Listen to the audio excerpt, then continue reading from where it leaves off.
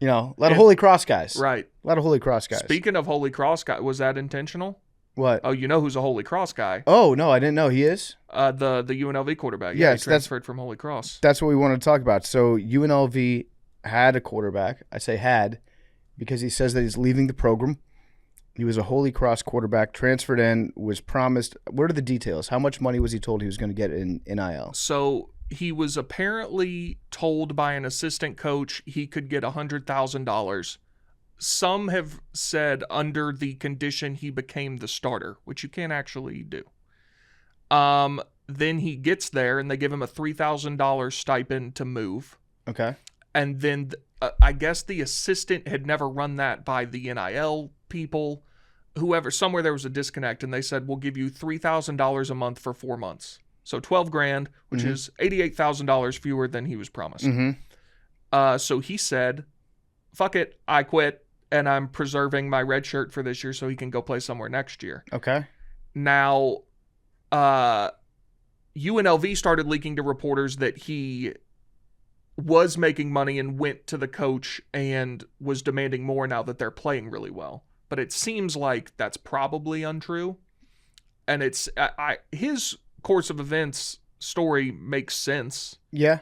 I don't know, who do you go to? Yeah, what's the going rate for a transfer quarterback at UNLV? It's $100,000. Does that sound realistic? Bud Elliott this morning was saying he reached out to a bunch of group of 5 people who said 50, 60, 70, but Boise State, Memphis, teams like that with a little more money might pay more. But that, that's not crazy unreasonable. The problem is they actually got 2 transfer quarterbacks this year. And Sluka, the guy who's now redshirting, won the starting job, and I guess was told you'll get $100,000. I don't know if it was whoever becomes the starter gets $100,000 or what the promise was, which is obvious why you can't put that in writing. That would be a clear violation. Yeah. Well, the rules are all kind of made up. For sure. And there's no matter which side you're on, there's a clear solution to this. What's that? You sign a contract. Yeah. Yes. Put it in writing. Make them an employee. And whether these kids are out of control or college football's out of control, making all these offers and not following up on them, that's the solution for both. Yeah. Because otherwise you could just tell students, yeah, I'd be able to get you $250,000. And then if they're good, then you're like, okay, I can find the money. And if they're bad, then you're like, what are you going to do? Actually, our friend Trill Withers had a good tweet about it. Did you see that? Yeah, it's like drug deals. He said, yeah, it's the modern day drug deal gone wrong. Like, if you have a dispute, who are you going to complain to? Because there's no enforcement body. There's no real, legal way that this is all buttoned up. So if you screw over a student, or if for some reason the student is in a situation where they're not fulfilling their end of the bargain for the NIL money, then there's really nothing you can do except just have a public dispute about it. Just get messy. The thing about UNLV is, too, for those who may not know, they're one of the 2 or 3 group of 5 teams that are the favorite to get that playoff spot right now. So who is it? UNLV, Boise. Liberty in the mix? Yeah. Their schedule is so bad. But after they got killed last year, I don't think, even if they go undefeated, I don't think they'll give it to them. JMU? JMU for sure is. Dude, what if we made the playoff?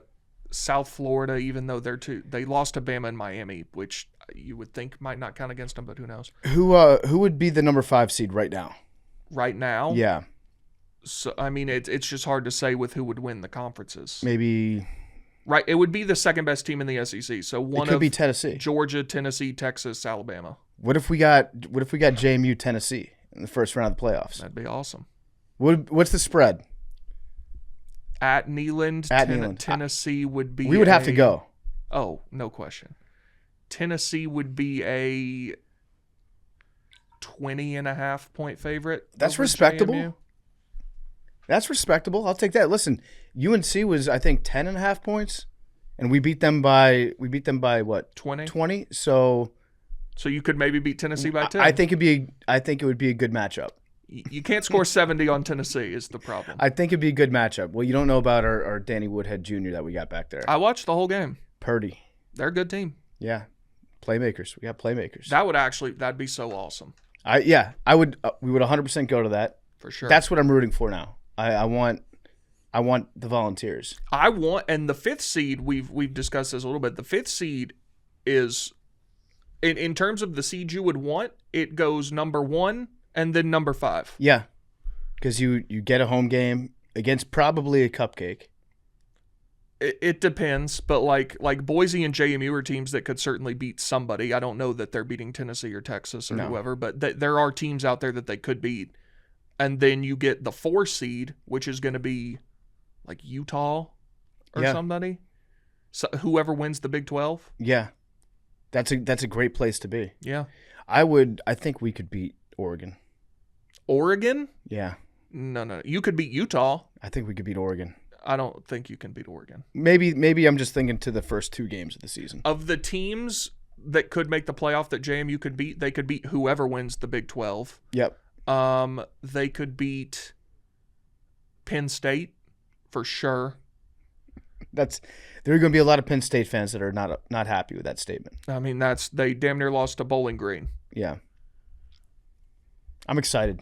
About to get some good weeks of football. Good football team. Chesney looks like a nice coach. Yeah, that's the thing is he's so competent and looks so good. Like everything is under control for JMU.